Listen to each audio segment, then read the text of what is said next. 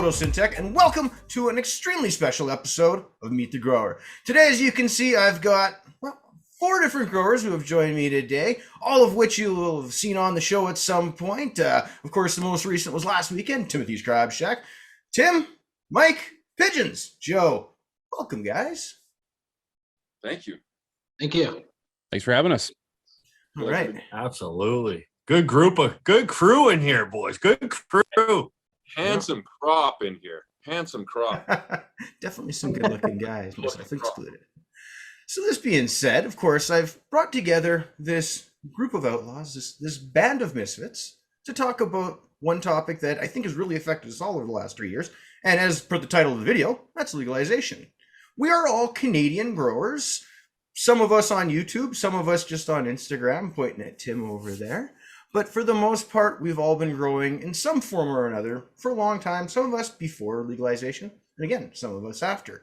And that's what I wanted to bring everybody here today to talk about, how legalization has affected your life, what sort of changes have happened, maybe some of them good, maybe some of them bad. But we'll go over that. Although before we get started, shout out to Mars Hydro, sponsor of the channel. Appreciate you guys. And if you guys like what I'm doing here, Patreon link below. That being said, guys, welcome to the show. Welcome to the special. Let's talk legalization. Fantastic. All right. I'm ready. Let's do it.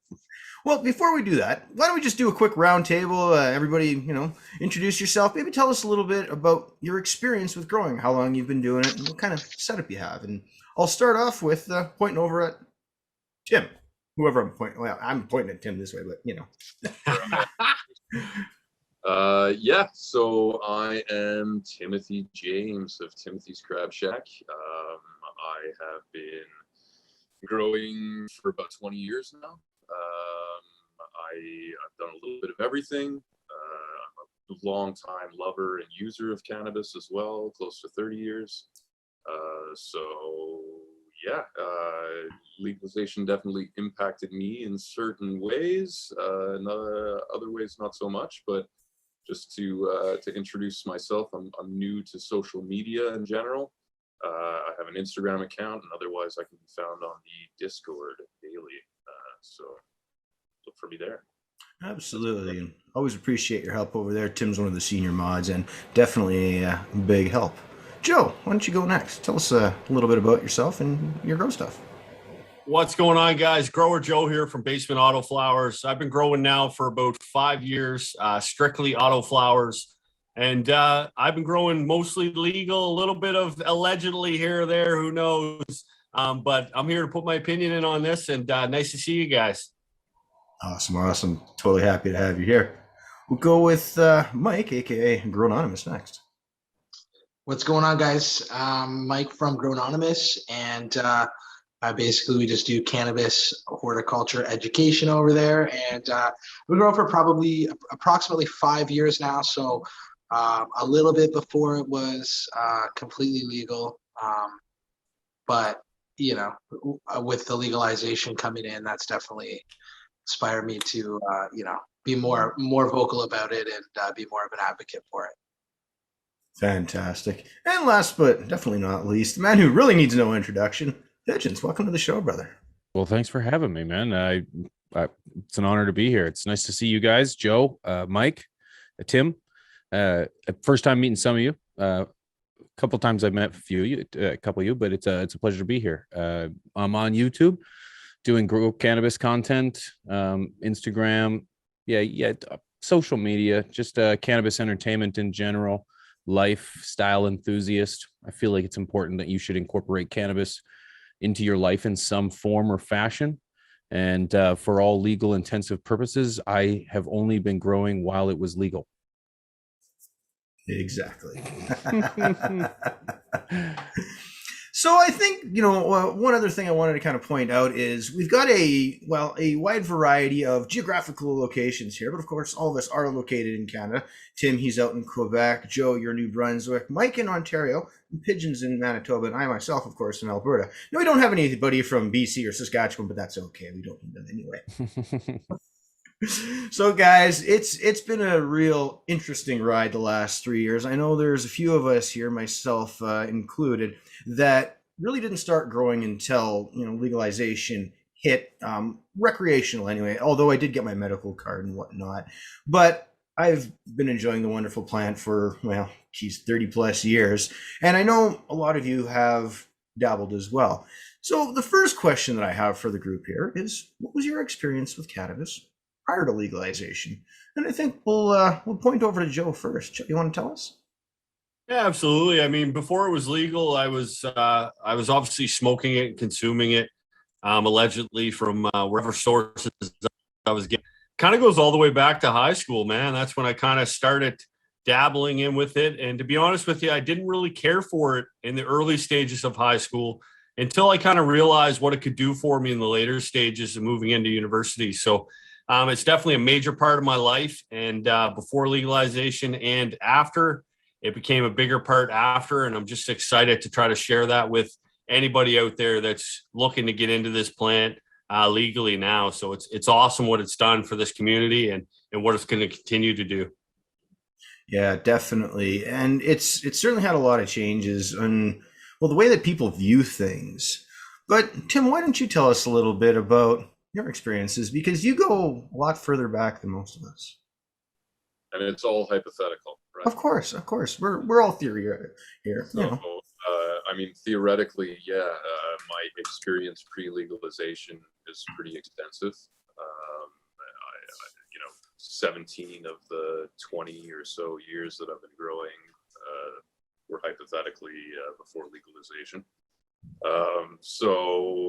It was mostly guerrilla style operations,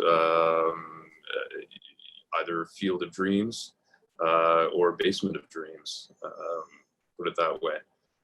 So things have definitely changed a lot, especially the reason behind why I grow has changed a lot.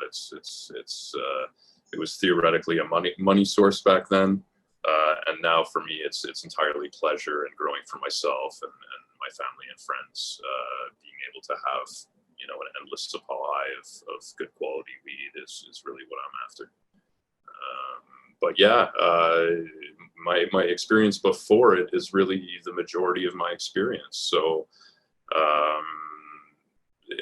without going too far into it, that's about as much as I can say. Unless you have something more detailed you want to ask. I mean, the styles of grow have changed dramatically. The quality of what I've been growing has been changing dramatically over the years, obviously.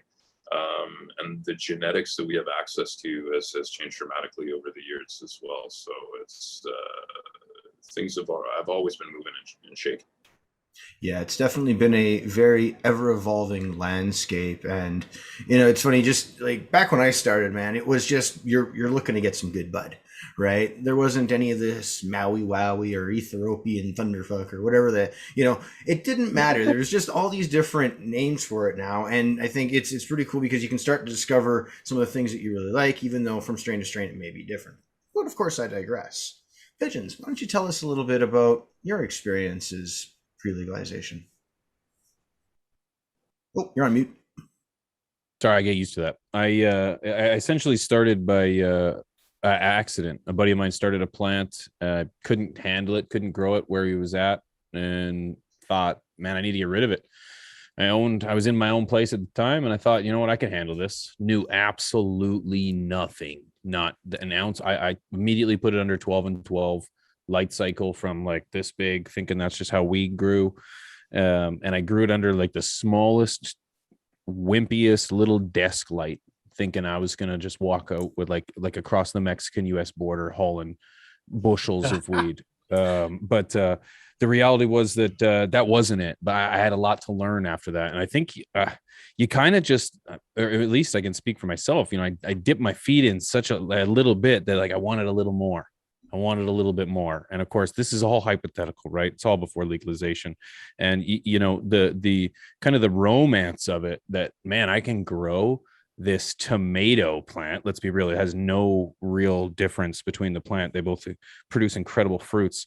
And it's like, I can do this in the sanctity of my own house as a rebel against the cause and I can produce some weed at the same time. Now, I didn't do it that way. I didn't produce really anything, but that was the fantasy of it, right? And so just it kind of snowballs after that. Your next grow gets a little bit better, a little bit bigger, a little more robust. You add a little more knowledge. And, I think most of us can say that, we started long before legalization, or I can't speak for anyone else other than myself. But coming into legalization, I had the wherewithal to of the alleged market before that to apply to this. And I'm glad I did. I'm glad I didn't just start when it was legal and try to do this all over again. But yeah, it was mainly by accident that I got into it. It's funny. It sounds, and like I didn't really touch on it. So my very, very first grow was because somebody handed me a light because they had to get it out of their house. So like everybody kind of falls into it in that weird, like, okay, try a plant because you don't really have a choice and this is what's going on. And then it snowballs. It's you're going to go through other people. Everybody's going to have the same story, I think. Yeah, for sure. And like personally, it was just sort of years of taking this bag and throwing a seed into it, another seed into it. Oh, I found a seed and I throw that one in there. There was no rhyme or reason of what they were or where they came from, but I had this bag suddenly to start with and went from there. Mike, why don't you tell us a little bit about your experiences prior to legalization? I mean, it's pretty similar to what everyone's been saying. I was definitely consuming cannabis pre-legalization, all throughout high school and stuff. That's really where I found, I want to say a passion, but that's when I think people just started calling me a pothead really at that point. And so I was like, I just rolled with it. And it wasn't until really that I reached adulthood that, similar to everyone else, where I kind of just fell into it. And it's funny how the mindset changes from, I just want to like keep this plant alive, like, and hopefully get some bud, to the point where now like I'm sure all of us are, where each run we're tweaking stuff to just get the best quality that we possibly can. And it's funny how, like, as your knowledge grows and as your technique grows and your skill set grows, so does your mindset. And so my first set, like, my first couple plants, because the first time I did a run, it was like with a bunch of bag seeds. I think it was probably like 5 or 6 plants or something like that. And complete fluke. Like I got a little bit at the end of it, but it was like I harvested way too early. I was not checking trichomes. I don't even know if I knew what a trichome was at that time. Like, so, but yeah, it's that was my kind of my ride pre-legalization. I was just learning. I was doing a lot of stuff outside. I didn't really want to deal with having to grow inside and all the stuff that comes with that. But once it did become legal, I moved everything inside, and really, that, which was a whole different ball game, learning to control your environment, and really understanding. I don't know. Growing outside, I'll do the odd time for, like, just for fun kind of deal, but I really like inside, because like when you grow inside, you don't have there's no rain days. So you don't ever have any cloud cover. The plant gets the best of the best in terms of its environment. And, so I prefer that way. And that's probably, I would say, the biggest change that happened, like, probably after legalization, because now I'm like, I don't care what my neighbors think if my house smells like it's what I'm doing is legal. So. Right on.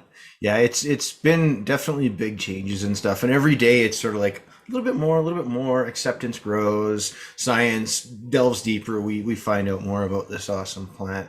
Although the tricky part of it was honestly getting here and dealing with Johnny Law. And I myself, and I'll tell the story here in a minute, definitely had a few run-ins over the years. But did anybody else want to talk first about possibly an encounter with the law in pre-legalization days? I never had a whole lot of actual full-blown run-ins with the law as of growing, but I mean, I did run into it with just having a small amount of cannabis on you at a party, or a small amount of cannabis on you leaving a high school dance, and little kind of slaps on the wrist back in the day. But I mean, even come legalization, you don't necessarily deal with the law, but this plant is legal, but in another sense, it really isn't still. And people are still looking at it in such a negative light. Not only the law, but I've dealt with it with like my neighbors and my family and things like that, just looking at it in such a negative light. I think the law aspect of it, I think they actually get it. I think the deep concern is people that just don't understand this plant and they don't understand what it does for people and how it improves their life or their well-being or just how allowing them to get out of bed, right? So not necessarily the law, but definitely some problems with neighbors and friends and family and things like that for sure. Yeah, I'd say definitely one of the tougher things about just growing in general is dealing with the smell outside, and that can be a real problem for some people. Fortunately myself, I've not had any issues with that. My neighbors are fairly lax. Could have something to do with the fact that I give them stuff for free, but I think ultimately it's you're going to run into the law at some point if you're doing something that you shouldn't be doing. And I mean, for me, when it wasn't legal, and this I'm dating myself. This would have been 25 plus years ago. I was 17 years old, and me and the buddies, we'd gotten a couple of dime bags, and we're sitting in the parking lot, smoking the doobies, passing them around, and of course, cops pull into the parking lot, and things are quickly dispersed and whatnot, and I took a joint and I stuck it down into my shoe, thinking, I'll get away with this. So when they pulled us out of the vehicle and began searching us, it wasn't too long before they found out what I had. But because of the amount that there wasn't really much that they could do. It was under a gram. There was no possession laws, I think, for that. But unbeknownst to me at the time, go ahead, Tim. They smoked it. Yeah. But unbeknownst to me was I didn't know any of this, and what they said was, well, you're going to have to come down to the station with your parents, and we'll talk about it. So that was a real tough ride back down there with my mother. But the point is, the cop really, I think, was just trying to scare me straight and make me think that what I was doing was wrong. Of course, now I know that that's definitely not the case. It was just I found medicine that really worked for me. But it's just. It is what it is, man. You're young and you're not doing something right and running afoul of the man, as it were. But did anybody else have any experiences that they wanted to share? I got a cool story. Do you want to hear a cool story? Of course. I think that's why we're here, yeah. Yeah, so I live in Montreal, which has always been a really liberal place as far as cannabis is concerned. I've never really hidden it. I often walk down a sidewalk smoking a joint on a major thoroughfare. St. Patrick's Day in the Northeast, and I'd say probably the rest of Canada as well, but at least in my area, St. Patrick's Day is a really big deal. There's a big Irish contingent here in Montreal. And so I was going to the St. Patrick's Day parade. I was about, say, 18 or 19 years old. And I had a backpack with me that had about half pound of tomatoes. And I was watching the parade, and I ducked into an alleyway to roll up a joint, and we were drinking some 40s. And as soon as I started to get ready to lick the joint, a cop pulled into the little nook where I was rolling. And as soon as I saw his face, I just started crumpling the weed in my hand. But all I could think about was the backpack at my feet, right? And so he started asking me questions. He's like, "Where are you from? What are you doing here?" And I was like, "I'm just trying to celebrate St. Patrick's Day." And he's like, "St. Patty's Day? All right, have a good St. Patrick's Day." And walked. And he stopped me because I started crumbling it up. And he's like, stop what you're doing. Don't crumple that. Don't crumple that. And so I didn't know where this was going, but the cop said, "Happy St. Patrick's Day," gave me a nod, and kept on walking. Sounds like he was just messing with you, dude.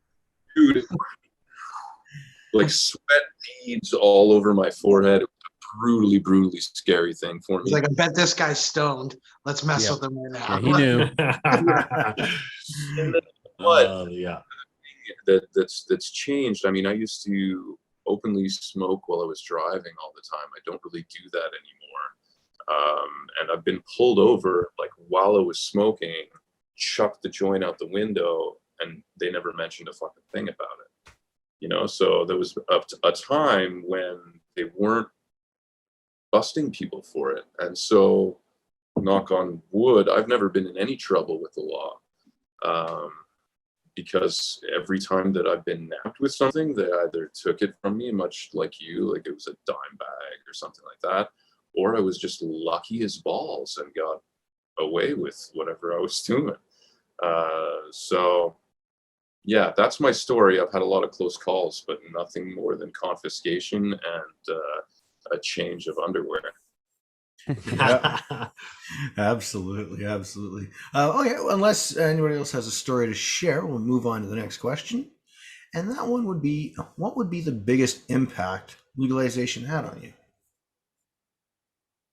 Well, Mike. it allowed me Pigeons, go to. ahead. I'll fill the void. It allowed me to start a career where I get to make cannabis content, support my home, pay the tax man, and it works out really well. The most heartfelt thing about it all is that I can have a conversation with my loved ones about that same thing, that same passion that I have, whether it's creating content, whether it's actually growing cannabis, which is a huge passion. These are conversations that were kind of disregarded or swept under the rug because you couldn't openly have that conversation without thinking, shit, we're breaking the law, and who I'm listening to is breaking the law, and I'm almost complicit with that.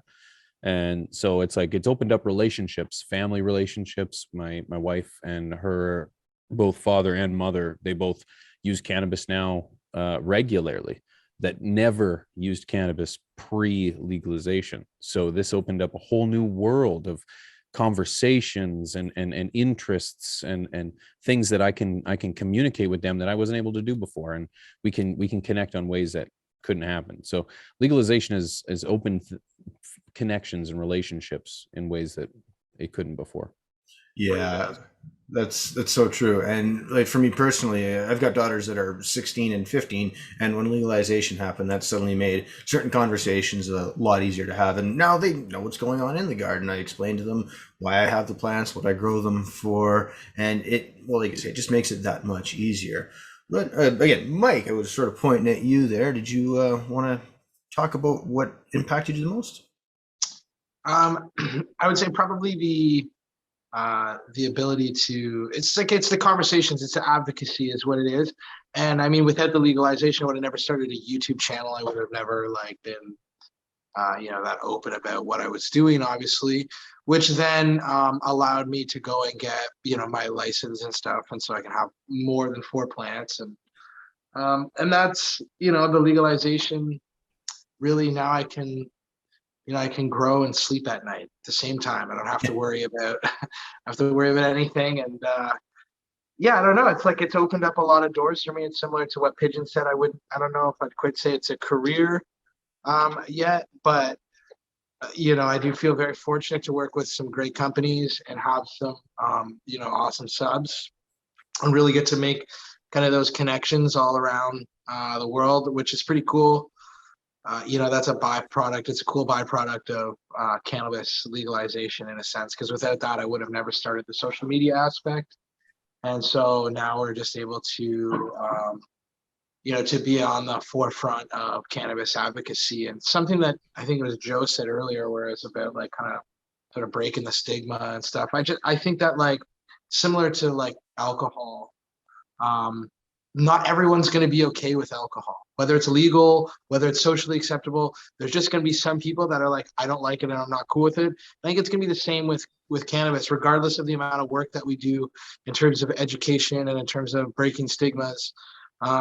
There's just going to be some people that don't like it, right? And that's just going to always be the thing. But I think that through education and advocacy is where we'll win a lot of battles and win a lot of people over, in my opinion. So. Oh, totally. And it makes it again so much easier to have those conversations. That's exactly it. Yeah. Why don't you tell us next, Joe? Yeah, for me, man, it changed my whole mindset. I've been working like a dog my whole life, man, and I've been in sales, and sales are tough, man. Some months you have good months and some you have bad. And cannabis will allow me to realize, you know what, you can make a living educating people on these platforms. And I mean, you're not going to get rich overnight, but we have a job and a duty now. Like every single one of us as content creators, we are impacting a lot of lives. And I've only got a very small following over on Instagram and YouTube. I've got roughly 5,000 on Instagram. But if I was sitting here right now and 5,000 walked in on this webinar we're having, I would be blown away that 5,000 people were in my goddamn house, right? But the messages you get, man, and the hearts that you're open.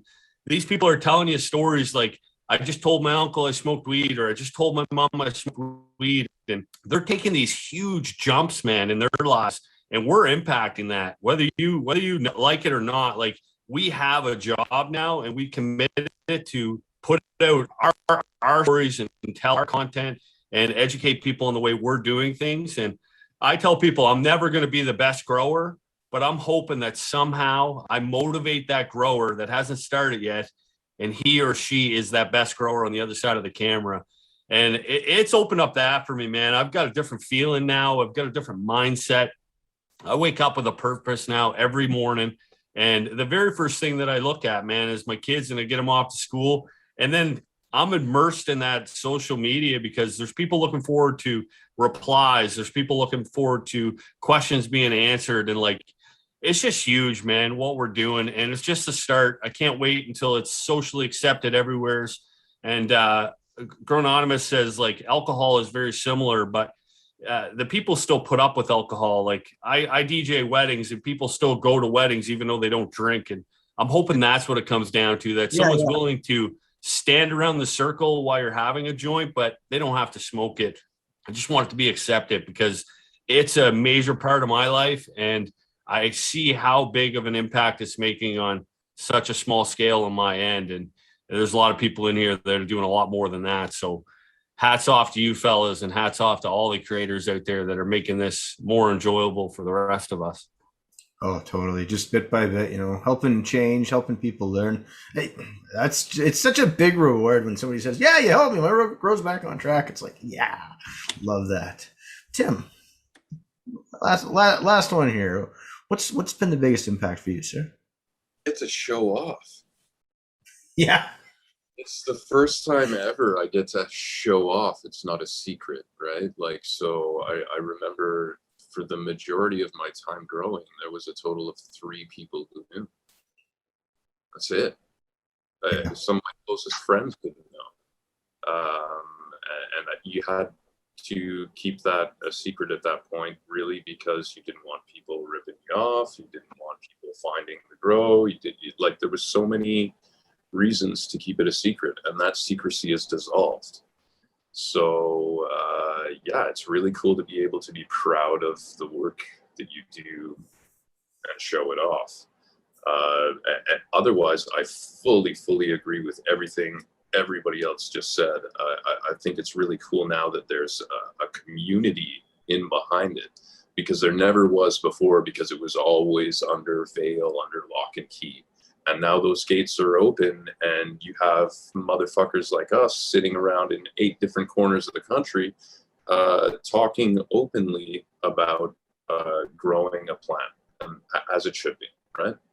Totally. So, I think the most impactful thing is, obviously there's less stigma, but for me, it's not a secret anymore, and that's 50 pounds off of anybody's shoulders, right? Oh, for sure. And I just sort of ad hoc question here directed at pigeons. Also been loving the what do you call them, the all chest, no face content here lately.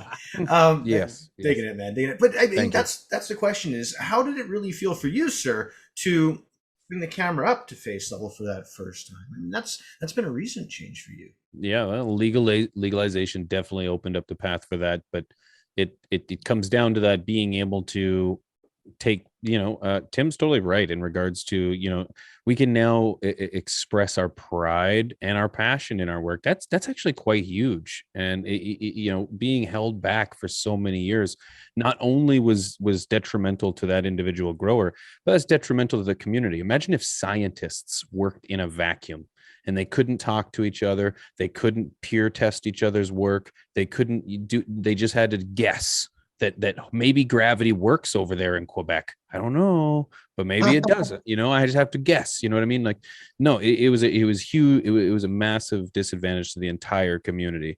And a legalization allowed for us to open those doors, open that gate, open those windows, open up, and just let people see the light shine in. As awkward as that might feel to say, but it's, for me in particular, it allowed me to open up my channel. I know I started a channel in like 2016. From 2016 to 2019, I probably got my dates off, actually. There was no face. It was just, I was hiding behind. I didn't want to put my family's life in jeopardy. I didn't want to put my legal state in jeopardy, and I certainly didn't want anyone to tie me back to this. But now that I don't have to hide about it, I can be open, and I can pull back the veil. It allowed me to double down on my content, and which then allowed me to create it into a full-time career now, where I'm paying the bills, I'm running full-time, the wife's working from home now, working for us, and it's an amazing feeling. And a lot of it is attributed to the fact that I could be very open about this, and legalization helped us with that. It's just super liberating and very redeeming to be able to just step in front of the camera. I did it fairly early on with my videos, but I certainly wouldn't have had I not been in a fully legal place. But that being said, we haven't necessarily done it all properly here in Canada. And I know that there's a couple of guys in this specific cast whose provinces have kind of sucked about home growing. And, that's the thing. The next question is, what did we do to get legalization right? Where is Canada falling down with legalization? Oh, man. Yeah, you jumped in first there, Mike. Why don't you? You're in. So, okay. In terms of the consumption side, in terms of dispensaries, I mean, like, the prices, at least in Ontario, are pretty crappy. At least, excuse me, at least anything that's worthwhile smoking is going to be way more money than what I'm willing to pay. So that kind of sucks. But on the like growing side of it, I think that having 4 plants is much too little. I think that at least we should be able to have 6, or like where like Michigan, they're allowed to have like 12. I think it's state by state down there. So they're allowed to have like 12. I think something like that. It's like people that don't grow made up the rules. is what it seemed like to me. And I wish that maybe they consulted like some people that knew a little bit more, just because like at 6 plants, even at 12 plants, you're not going to be producing enough for some organized crime thing. Like you're not like but even with 12 plants, you're not helping the black market. Like, No. You could still feasibly, in my opinion, 12 could be like personal, no issues, especially there's like, I know elderly growers that grow inside, and they only want to grow once a year, and inside they can grow their 12 plants inside, or they'd be able to, and it, that will last them all year, and they only want to do it once a year, right? It's not like some of them are not so much where like we have a love for it, we want to keep growing no matter what happens. These guys, some of them, especially like people that are doing it because they have an ailment of some sort, they want to grow once a year and then shelf everything and, use it throughout the year. And so I just think 4 plants is not enough. It's really the way that they constrict things in that sense. I don't like. And even when I went and got the license, like you have to select whether it's going to be indoor or outdoor or both. And then that changes the amount that you're allowed to have. And I thought that was kind of foolish. Like, so most of my qualms with the Canadian legalization has been in the terms of the growers, what they've done to growers. But at the same time, like dispensaries, at least in Ontario, I'm not sure about other provinces, but in Ontario, it's like everything is the same. Every dispensary that you go to has the same product. It's all the same. And it's all, I would have liked to see more like craft batch cannabis growers kind of come out in the industry, grow more organically in that sense. I think that would have been nicer instead of the government kind of being sort of communist about it.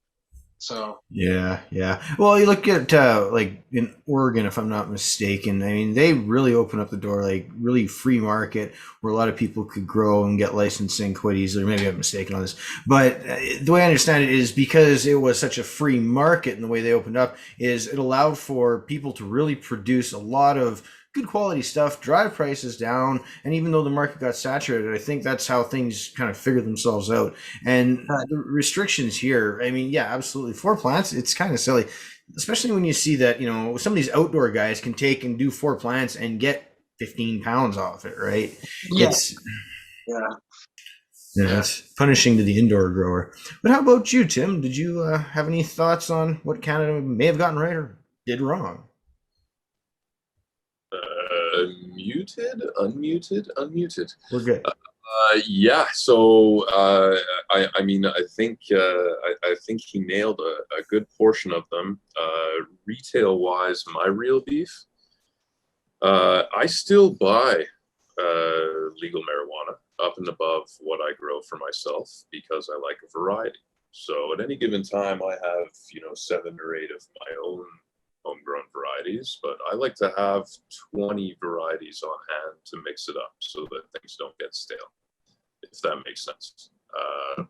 Some people like a large variety of wine on a wine shelf. I like a large variety of weed in my pharmacy. So buy some, and my beef was I couldn't see or smell anything before buying it. So I crunched some numbers, and I spent some 10,000 odd dollars over the course of 12 months testing out varieties of weed to see what was going to float my boat. Now, I've found a roster that I know are going to be good hitters every single time, but I had to spend a heck of a lot of money to do that, and a heck of a lot of really bunk weed to go through to realize never buying from that LP again. So that's my real beef with retail. Otherwise, pricing I think in Quebec otherwise is pretty fair and somewhat on par with the black market. However, you have to find those hidden gems of pricing and quality, which takes hunting to do.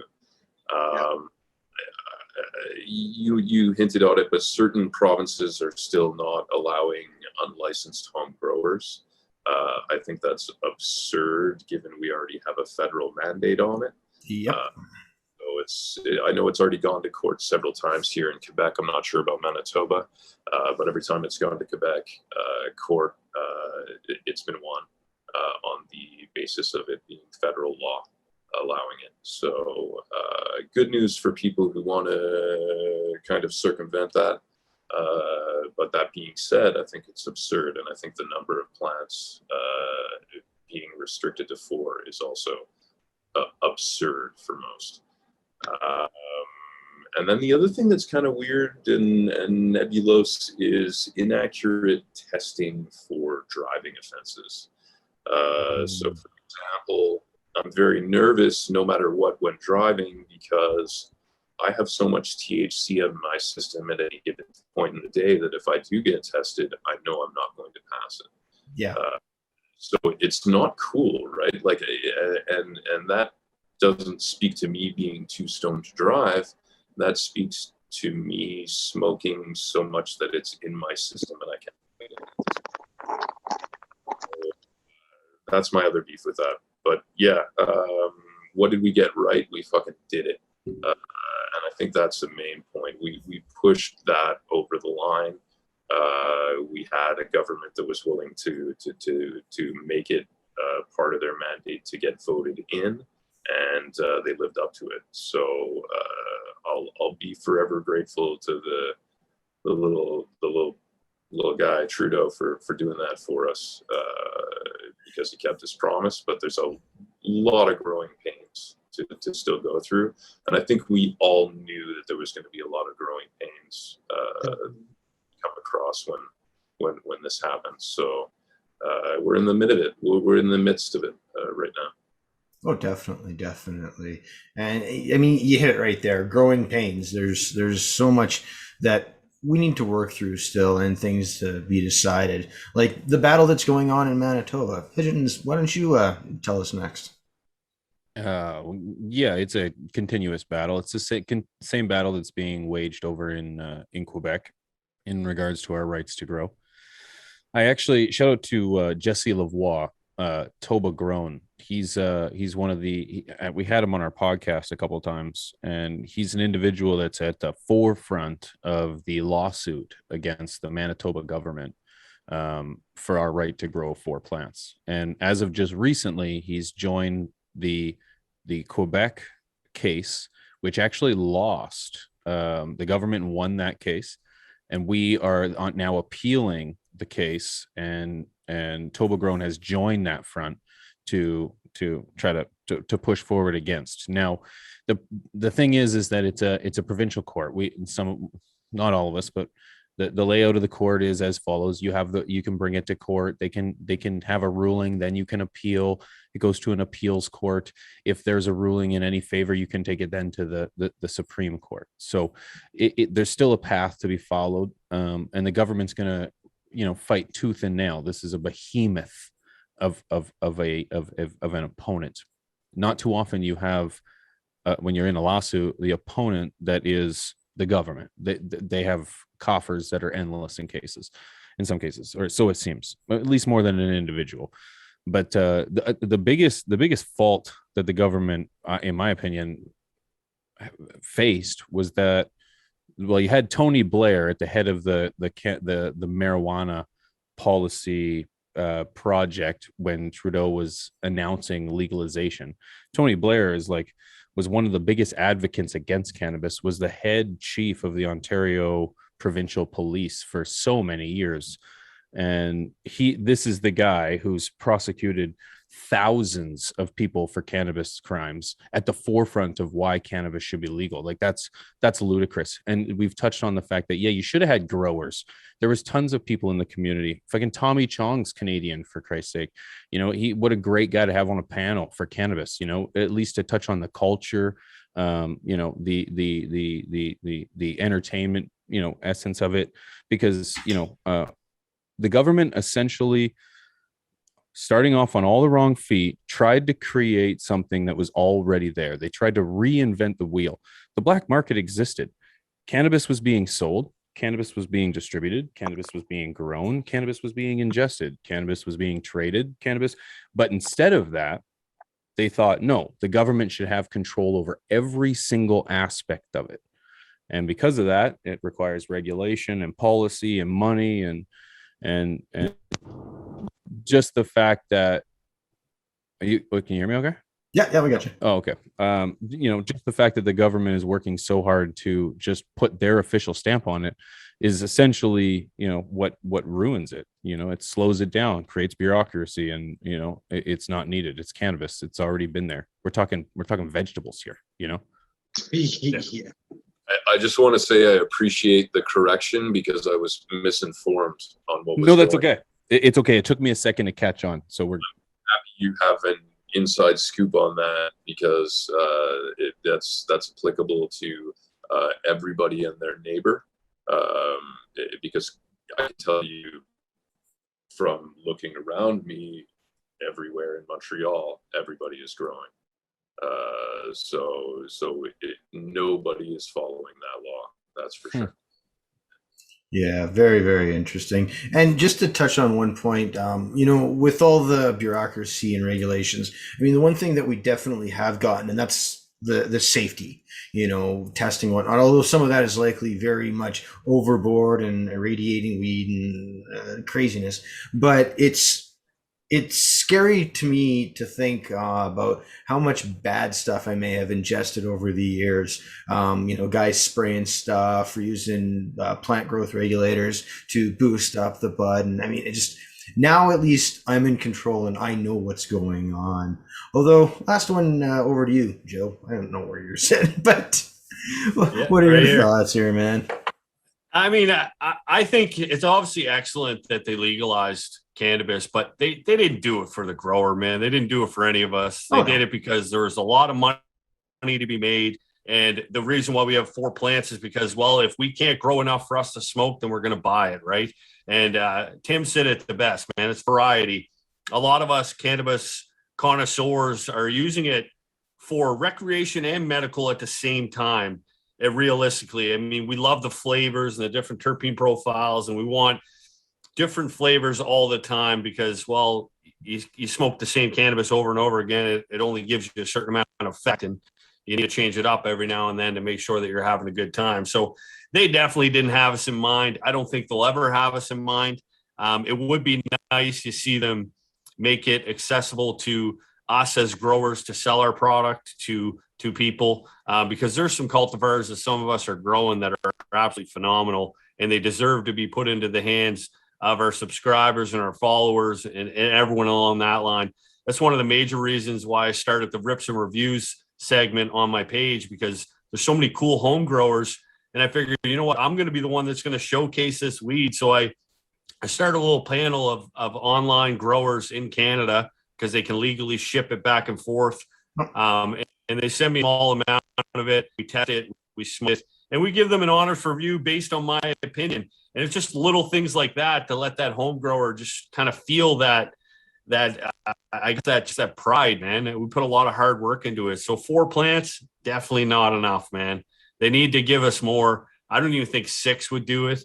I think you really have to be up towards 12, 18 in order to make it to have enough cannabis realistically, so you don't have to buy it, right? Yeah, and the problem too is like a lot of people, when they think like 18 plants, they think like 18 full flowering plants.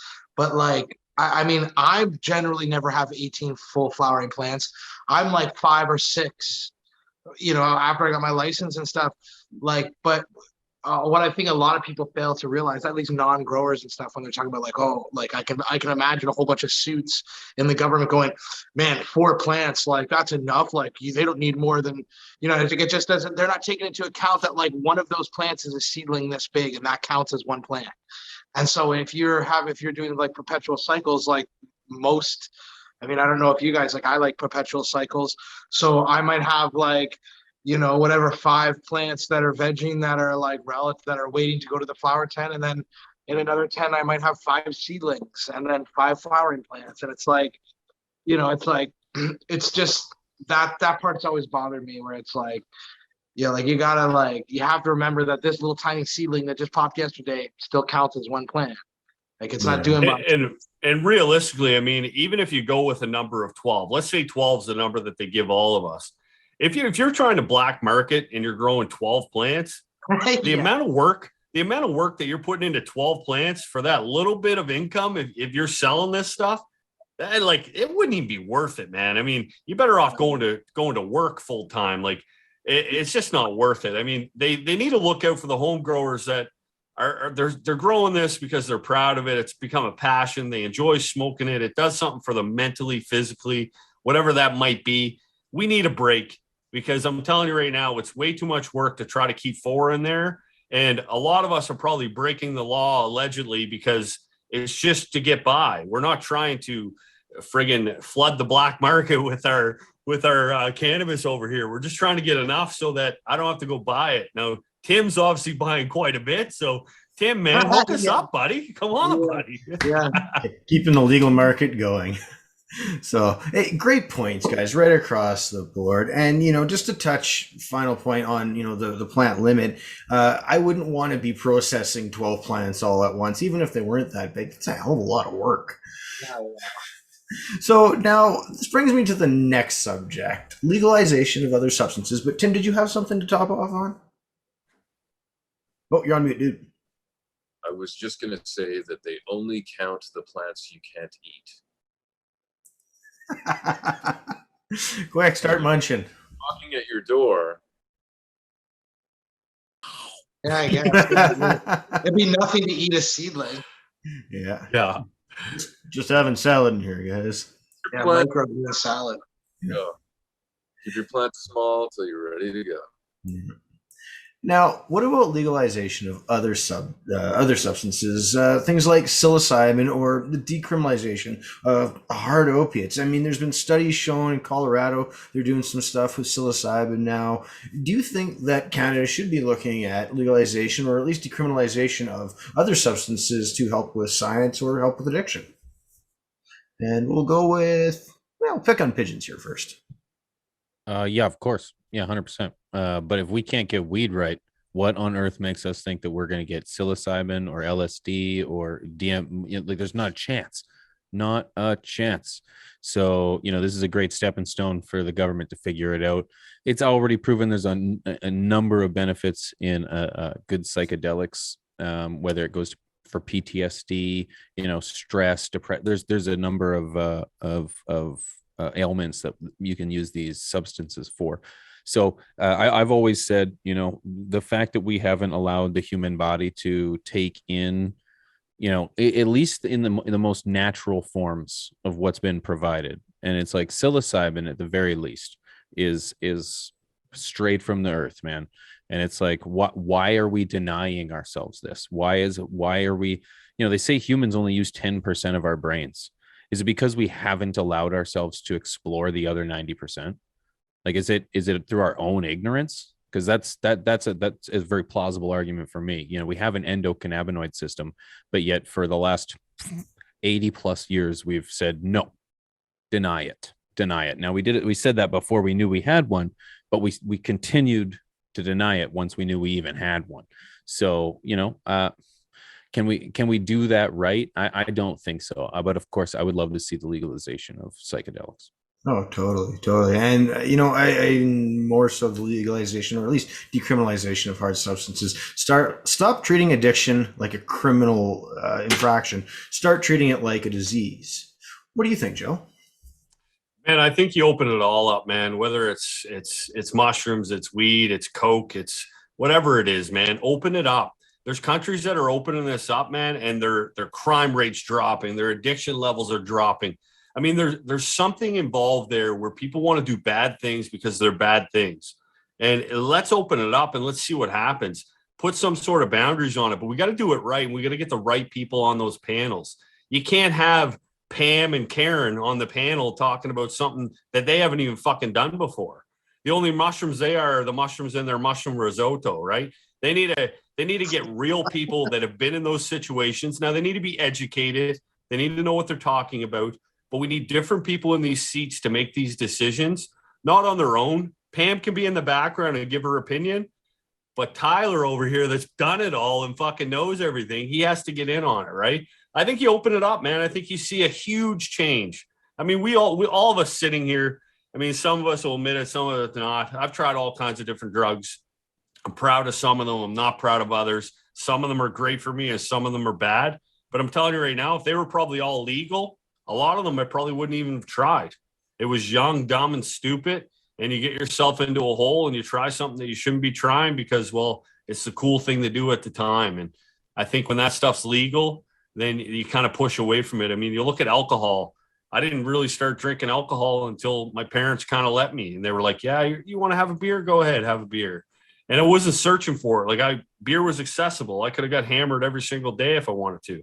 But we didn't, right? So there's got to be some sort of mental aspect there that's playing a role. So I'd like to see them open it up, man. Let's have a party. Let's have a party, boys. I'm in that party.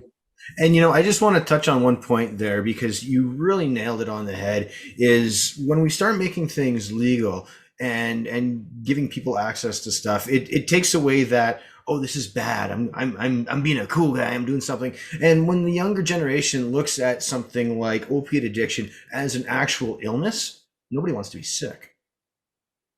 I think that's fair to say, even amongst like tobacco. It's like the way our children look at tobacco versus the way we look at tobacco. Oh, totally. I see it as still that, that romantic sin kind of rebel thing.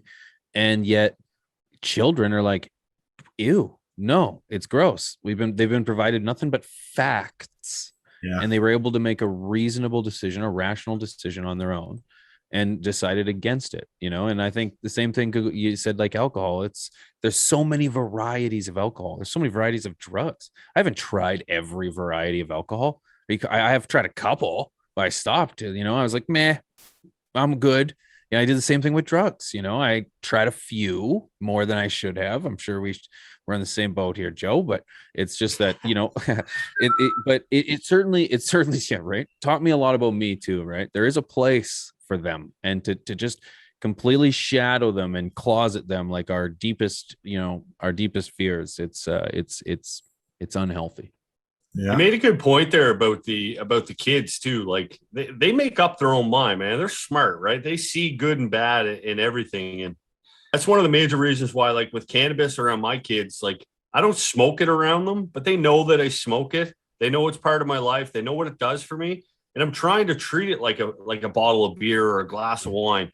But there's a lot of kids out there that their parents are frowning upon this plant. And those are probably going to be the kids that try it early.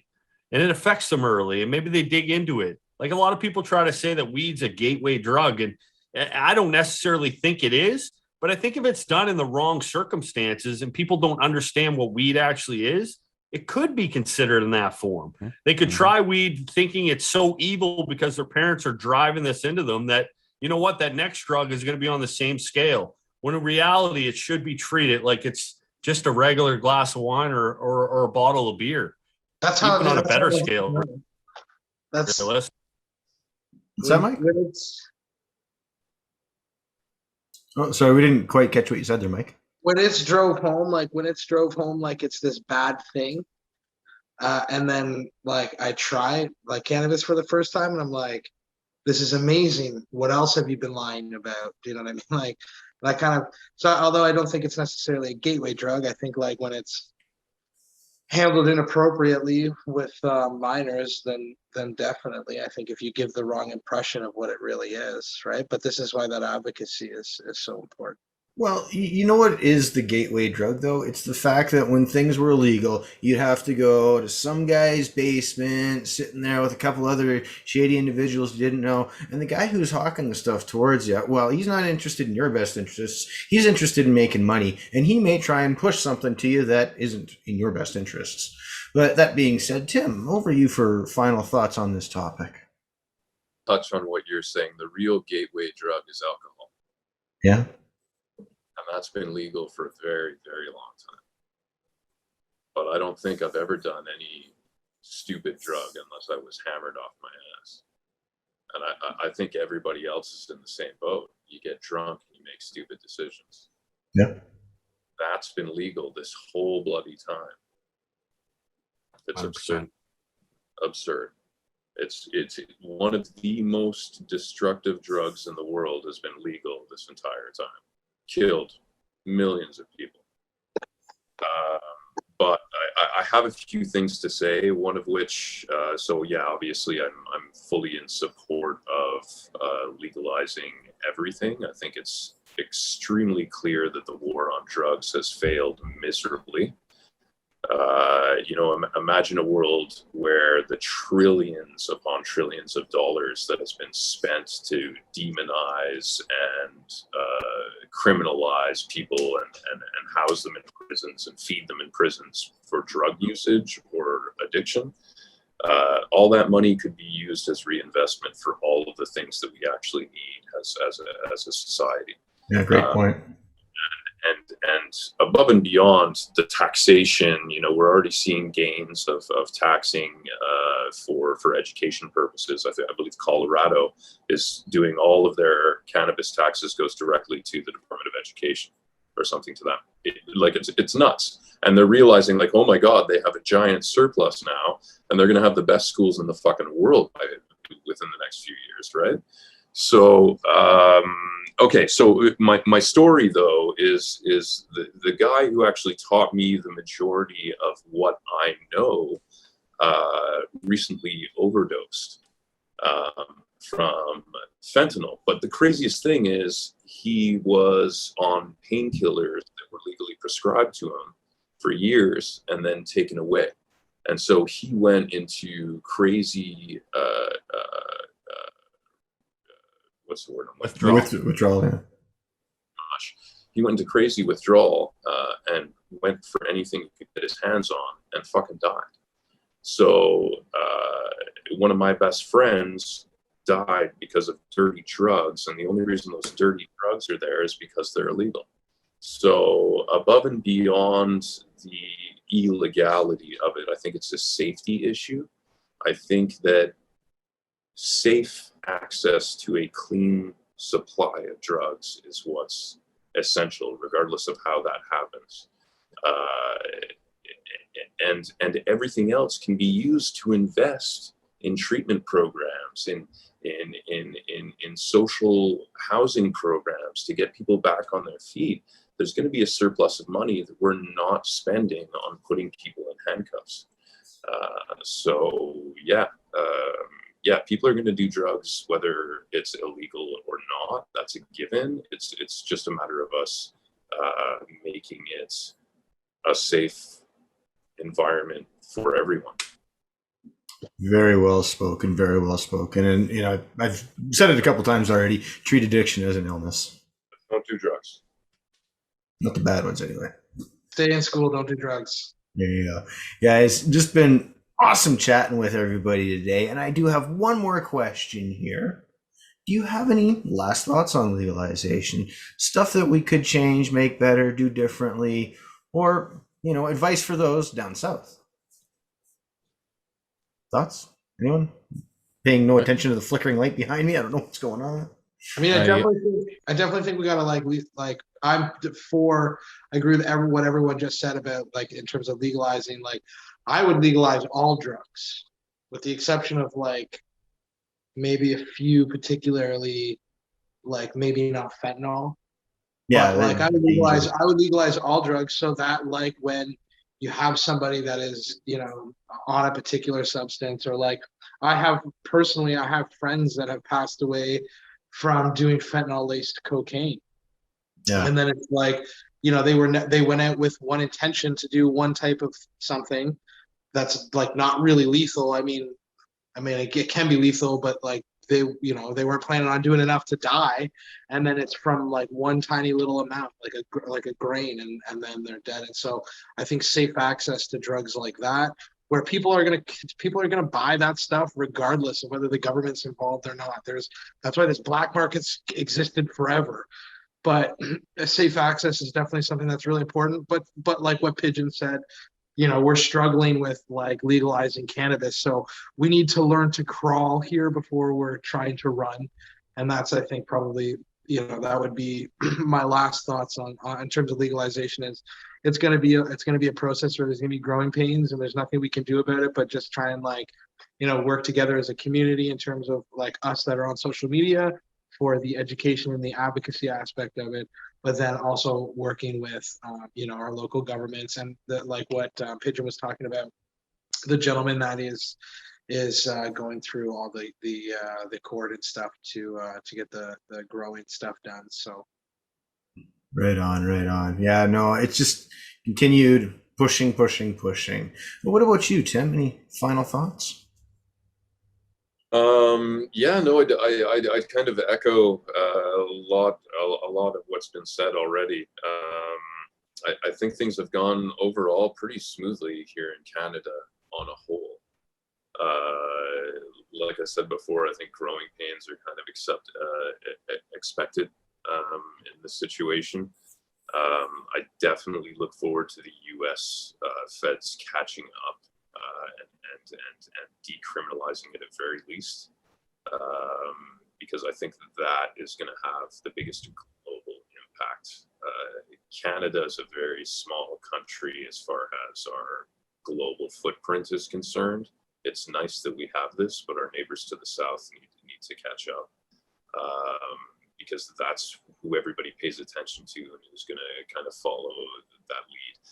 I've said it before, but the majority of the propaganda and the stigma that we have globally on cannabis is generated by the U.S. federal government, right? Yeah. So all of these reefer madness and all the propaganda that you see that is anti-cannabis is attached to the U.S. government.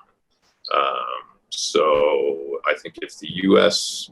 bends their will a little bit and changes their laws, I think the rest of the world will follow suit, and I think that's when we're going to start to see a landscape that we can all be comfortable in. Good answer. Good answer. And yeah, hopefully things change for our American brothers really, really soon. Over to you, Joe, for final thoughts. My final thoughts, man. I mean, it's out of our control for legalization here now. I don't think we'll get any more plants. I don't think we'll get any more freedom. They kind of given us what we're probably going to get. I think the biggest thing we need to focus on is the negative stigma surrounding it. And some of us and some people watching this podcast and some people that are content creators, some of us are still giving it a bad name. We need to shine positive light on this and show people that this can be consumed on a daily basis. And we're not necessarily hotheads with the negative effect. I mean, I'm a pothead, but I get a hell of a lot of work done throughout the day. But there's still some young kids and some kids in their 20s out there that are doing big 2-gram dabs and snots running out of their mouth and gagging and hacking. And there's a time and a place for that, but it's definitely not making us look any better. It's nice to put panels together like this where we get some educated folks that can speak on this plant and put a positive spin on it. Because I hope that the day that I can walk down the street and smoke a joint, as open as I am with this, and I've been showing my face from day one on the platforms, there's a lot up for risk. You could lose your job tomorrow. You could lose friends tomorrow. And we've got a job to do, guys, and we got to continue to keep pushing out and educating people and show people that this plant is positive. So that's my final thoughts. I hope everyone keeps pushing, and eventually we can smoke this plant as open as possible. Yeah, that's a great viewpoint, and I couldn't agree more with that. And finally, to you, Pigeons, last thoughts. Well, thank you. I think we're very, as the five of us to sit up here, I can only speak for myself, but as Canadians, both pre and post legalization, we are very fortunate.